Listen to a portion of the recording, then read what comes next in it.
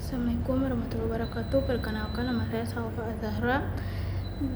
Saya dari kelas 3 akuntansi. Di sini saya akan melanjutkan membahas materi tentang perbankan syariah. Transformasi peran Bank Indonesia setelah kehadiran Otoritas Jasa Keuangan. Kehadiran Otoritas Jasa Keuangan atau OJK pada tahun 2011 merupakan salah satu tonggak penting dalam sejarah reformasi sektor keuangan Indonesia. Pembentukan OJK mulai Undang-Undang Nomor 21 Tahun 2011 dimaksudkan untuk memperkuat pengaturan dan pengawasan sektor jasa keuangan secara lebih baik, lebih integritas dan independen. Sejak saat itu terjadi perubahan mendasar pada pembagian kewenangan antara Bank Indonesia atau BI dan OJK. Perubahan ini tidak hanya menyangkut aspek kelembagaan, tetapi juga menyentuh paradigma baru dalam menjaga stabilitas keuangan nasional. Sebelum OJK berdiri, Bank Indonesia memiliki 3 fungsi utama, yaitu seperti otoritas moneter, otoritas perbankan, dan sistem otoritas pembayaran. BI mengatur dan mengawasi seluruh kegiatan perbankan dan menetapkan sistem kebijakan moneter yang mengatur kelancaran sistem pembayaran. Namun setelah kehadiran OJK, peran tersebut mengalami transformasi yang besar, menggeser struktur keuangan menjadi lebih fokus, spesifik, dan terorganisir. Latar belakang OJK. Krisis ekonomi pada tahun 1997 dan 1998 menyebabkan bahwa kelemahan dalam pengawasan perbankan Indonesia. Ketergantungan pada otoritas BI dianggap tidak memadai karena sektor keuangan semakin kompleks. Munculnya perusahaan asuransi besar seperti multifinance, pasar modal, hingga fintech. Sistem pengawasan yang tersebar menimbulkan gap regulasi, resiko moral hard, serta kepentingan antara kebijakan moneter dan perbankan. Oleh karena itu, diperlakukan lembaga independen khusus yang bertugas mengawasi sektor jasa keuangan secara terintegritas sehingga pengawas tidak tumpang tindih dan lebih kuat menghadapi krisis di masa depan. Maka lahirlah OJK. Penggeseran keuangan dari BI ke OJK. Setelah OJK berdiri, terjadi penyesuaian struktur keuangan sebagai berikut. Yang pertama yaitu pengawasan dan peraturan perbankan beralih ke OJK. Sebelum BI mengatur dan mengawasi perbankan, yaitu prudensial regional. Setelah OJK hadir, OJK mengawasi Bank Umum dan BPR, menetapkan perizinan pendirian bank, pembukaan kantor cabang, margin dan akuisisi, mengawasi manajemen risiko, pengawasan kepatuhan kesehatan bank dan tata kelola. BI tidak lagi menjadi pengawas langsung perbankan. BI fokus pada kebijakan moneter. BI memperkuat peran sebagai otoritas moneter melalui pendirian inflasi, penetapan suku bunga acuan, operasi pasar terbuka, kebijakan tukar dan investasi devisa, pengaturan likuiditas sistem keuangan. BI menguat pada sistem pembayaran dan pengaturan uang. BI menjadi otoritas tunggal, pengaturan dan pengawasan sistem pembayaran bank maupun non-bank, pengelolaan uang rupiah, digitalisasi pembayaran misalnya seperti KRIS, BI Fast, dan Snap. Koordinasi stabilitas sistem keuangan. Setelah OJK hadir, BI menjadi tanggung jawab menjaga stabilitas keuangan tetapi bekerja sama, yaitu antara OJK, LPS, dan pemerintah. Koordinasi dilakukan Komite Stabilitas Sistem Keuangan atau KSSK Transformasi peran BI secara mendalam. Transformasi ini mendapat bagian dari 4 area utama, yaitu yang pertama, perubahan dan peran bank regulator menjadi bank subversior makroprudensial. Dulu BI melakukan pengawasan makroprudensial, menguji kesehatan bank satu persatu. Setelah OJK hadir, BI hanya fokus pada makroprudensial, yaitu pengawasan setelah risiko seluruh makroprudensial BI, kebijakan rasio kredit terhadap pendanaan LFR, penetapan rasio intermediasi makroprudensial atau RMI, kebijakan konvensional capital buffer. Kebijakan ini mengantisipasi kredit berlebihan atau overheating. Transformasi ini membuat BI tidak lagi masuk ke detail operasional bank, tetapi memastikan sistem keuangan tidak mengalami risiko sistematik. Penguatan fungsi monitor dan stabilitas harga. Setelah kewenangan pengawasan bank dialihkan, BI lebih fokus ke mengendalikan, yaitu inflasi, nilai tukar, likuiditas pasar uang, suku bunga. BI juga memperkuat kerangka kerja kebijakan moneter melalui investor targeting framework, sistem suku bunga acuan BI rate dalam 7 hari reverse repo rate, dan yang terakhir memperkuat operasi moneter. Akibat koordinasi ini, BI dengan pemerintah terutama Kemenq semakin penting dalam pengendalian inflasi pangan. Yang selanjutnya itu moderasi sistem pembayaran. Ini salah satu transformasi besar. Ini menjadi pusat inovasi pembayaran digital melalui KRIS, BI Fast, NEP, GPN. Dan yang kelima yaitu kebijakan dalam pembayaran berbasis digital dengan cyber. BI kini memimpin blueprint peta jalan pembayaran digital dari tahun 2025 sampai tahun 2030. Peran baru finance teknologi atau fintech. Fintech adalah sektor berisiko tinggi. OJK mengawasi fintech secara kelembagaan, namun BI berperan dalam aspek sistem pembayaran digital, dompet digital, uang elektronik, infrastruktur pembayaran daring, cross payment, dan keamanan transaksi. BI menjadi pemimpin dalam digitalisasi ekonomi melalui wacana sentral bank digital Kari atau CBDC, rupiah digital.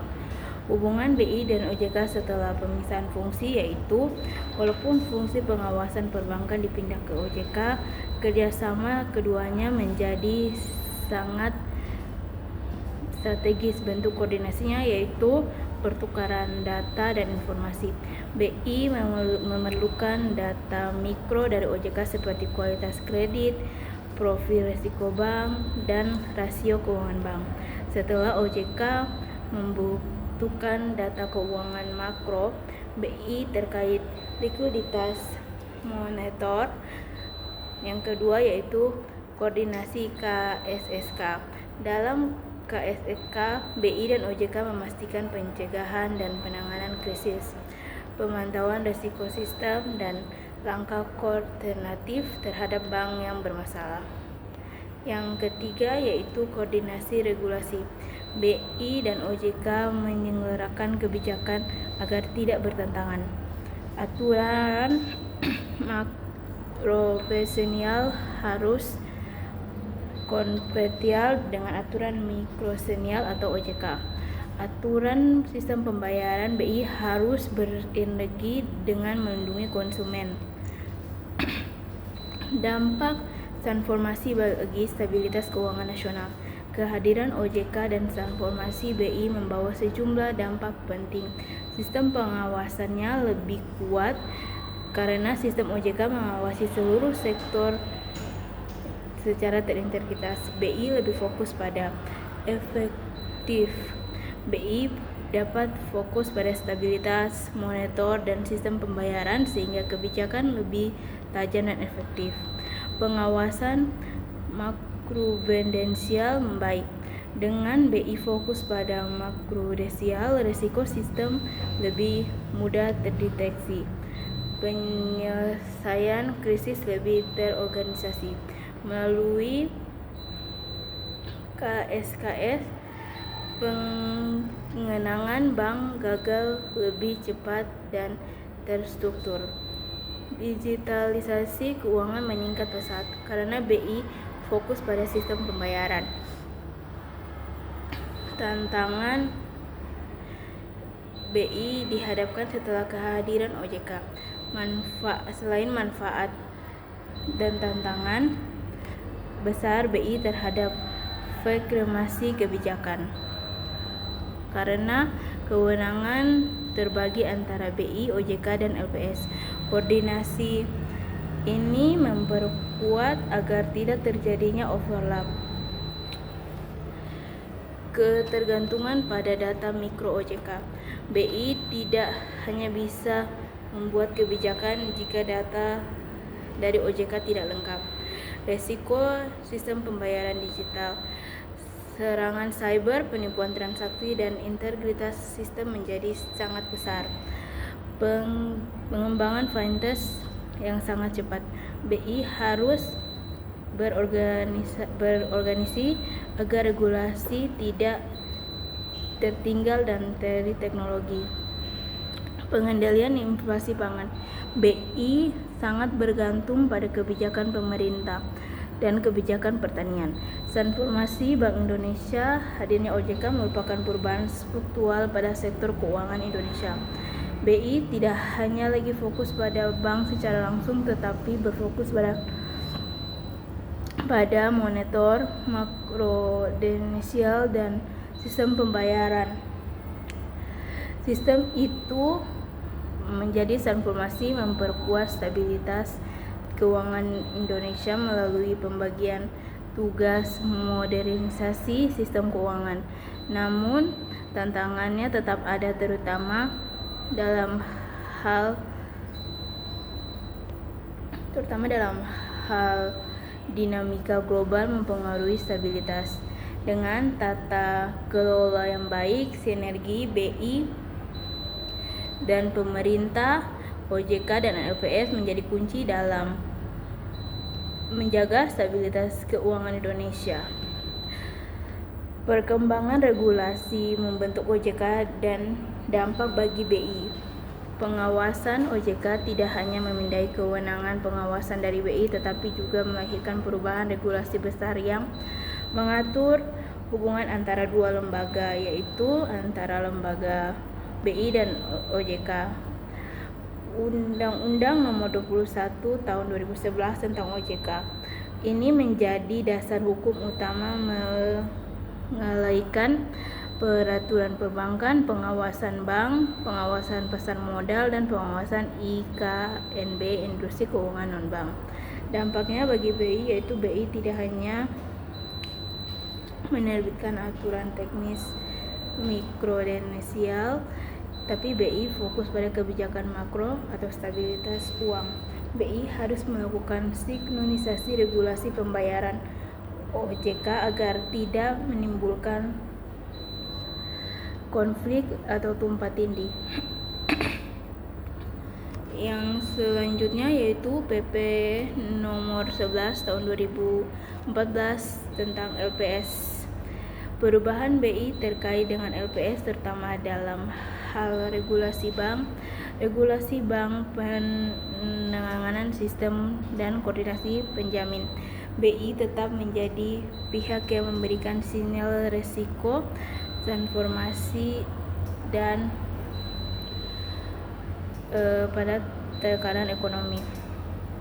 Perubahan struktur organisasi pasca OJK. Setelah kewenangan pengawasan bank hilang, struktur BI berubah menjadi beberapa direktorat diubah dan digabung atau difokuskan ulang. Direktorat Pengaturan dan Pengawasan Perbankan dialihkan. Direktorat ini sebelumnya sangat besar, berisi ratusan pengawas. Kini seluruh fungsi dipindahkan ke OJK. Pembentukan Direktorat Makroprudensial. BI membuat direktorat baru fokus pada stabilitas sistem keuangan jangka panjang, analisis risiko sistematik, stress testing perbankan dan perekonomian, kebijakan rasio makroprudensial.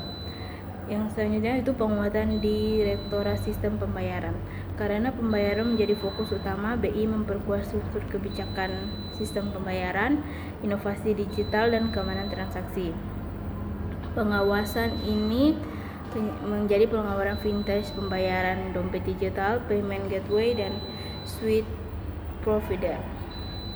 BI Institute. Untuk memperkuat riset dan strategi jangka panjang, BI membuat unit khusus yang menghasilkan kajian, yaitu Monster Global, inflasi, stabilitas keuangan, risiko geopolitik, dan perkembangan sistem keuangan. Transformasi organisasi ini membuat BI lebih berwawasan ke depan, adaptif, dan terhadap perubahan global. Reformasi makroprudensial dan contoh kebijakannya. Sejak OJK berdiri, BI meluncurkan banyak kebijakan makroprudensial yang sebelumnya belum pernah dilakukan, yaitu yang pertama, Constraint Capital Buffer atau CCB. BI menetapkan kewajiban bank menambahkan modal saat ekonomi booming untuk menahan risiko keuangan memperburuk. Yang kedua yaitu kebijakan loan to value atau LTV dan down payment KPR. BI mengatur batas maksimal kredit per sektor properti untuk mencegah bubble harga, mengendalikan kredit komitif, dan yang selanjutnya yaitu rasio intermediasi makroprudensial atau IRMI. BI menyelenggarakan bank agar menjaga keseimbangan, agar menghimpun dana dan menggunakan kredit agar likuiditas stabil. Kebijakan uang muka kendaraan bermotor. BI menetapkan DP minimal kredit mobil dan motor, mengenai risiko kredit dan macet pada sektor konsumsi. Semua kebijakan ini adalah contoh transformasi dari pengawasan operasional menjadi stabilitas makro. Yang selanjutnya itu analisa dampak transformasi terhadap perekonomian Indonesia. Perubahan peran BI memiliki sejumlah dampak besar terhadap ekonomi makro Indonesia, yaitu pertama, pengendalian inflasi menjadi lebih stabil. Dengan fokusnya pada monitor, BI lebih konsisten dan menjaga inflasi sesuai target. Buktinya, inflasi pada tahun 2015 sampai 2023 stabil terkendali. Yang selanjutnya yaitu stabil nilai tukar rupiah lebih terkontrol. BI lebih aman dan aktif investasi falas, pengelolaan cadangan devisa, dan menjaga fasilitas pasar. Sistem pembayaran semakin modern, yaitu dengan menggunakan KRIS, BI Fast, GPN atau standarisasi API, membuat transaksi digital tumbuh menjadi lebih pesat. Minimnya krisis keuangan besar. Sejak tahun 1998 sampai 2008, Indonesia relatif stabil. Kerjasama BI dan OJK dan LPS mencegah potensi krisis melalui koordinasi KSSK, kebijakan preventif makroprudensial, pengawasan bank bermasalah, dan peminjaman simpan oleh LPS. Permasalahan dan kritik setelah pembentukan OJK. Meskipun sinergi meningkatkan, ada jumlah permasalahan yang menjadi kritik publik dan akademis. Yang pertama yaitu moral hard pada lembaga keuangan. Beberapa pihak menilai pemisahan pengawasan ke OJK membuat koordinasi kadang terlambat. Yang kedua yaitu masalah integritas data. BI membutuhkan data mikro mengambil keputusan makro, tetapi aksesnya tidak selalu cepat. Yang selanjutnya yaitu kompleksitas koordinasi KSSK. Terkadang keputusan membutuhkan persetujuan dari banyak pihak sehingga memerlukan waktu yang lebih banyak. Yang keempat yaitu potensi overlap pengaturan.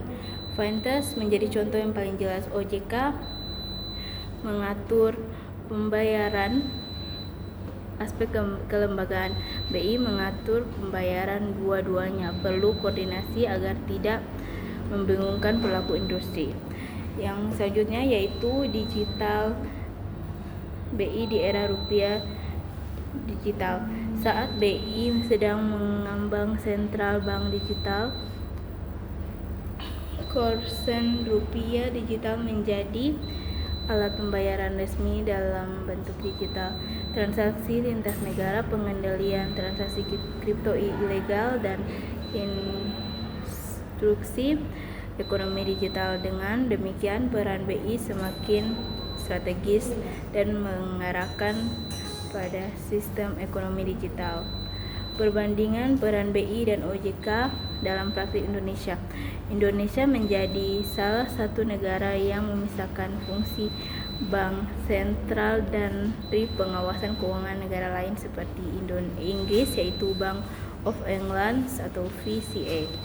Yang kedua yaitu Uni Eropa atau ECB atau ESMA. Yang selanjutnya yaitu Australia, RBA, ASIC, APRA juga menerapkan model serupa. Hasilnya, monitor lebih fokus pada pengawasan keuangan, sektor lebih mendalam, koordinasi stabilitas keuangan lebih efisien. Model Indonesia mengikuti versi internasional. Yang selanjutnya yaitu prospek ke depan. Masa depan Indonesia sangat penting bagi peran pasca OJK. Kedepannya peran BI mengarah pada penguatan stabilitas sistem keuangan. BI memperkuat analisa risiko sistem dan kecerdasan buatan, yaitu digitalisasi ekonomi nasional. BI akan menjadi pimpinan dalam regulasi pembayaran digital, integritas pembayaran ASEAN, dan pengembangan rupiah digital. Integritas kebijakan moneter dan makroprudensial. BI lebih responsif terhadap gejolak global seperti krisis geopolitik, shock harga pangan, volatilitas pasar.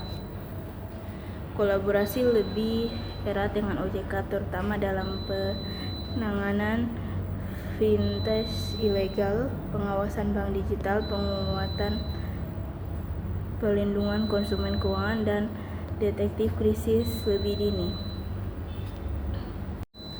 Peran baru BI dalam edukasi dan literasi ekonomi. Setelah BI tidak lagi mengawasi perbankan secara langsung, ruang baru terbuka bagi BI untuk mengawasi masyarakat. Dalam beberapa tahun terakhir, BI lebih aktif dalam edukasi kebijakan. BI memperjelas perannya di publik, bagaimana nilai bunga mempengaruhi inflasi, nilai tukar dijaga, likuiditas dikelola dengan operasi moneter. Hal ini penting untuk membangun stabilitas ekonomi. Sosialisasi sistem pembayaran digital. BI gencar mengedukasi masyarakat tentang yaitu penggunaan kris, keamanan transaksi digital, dan literasi keuangan.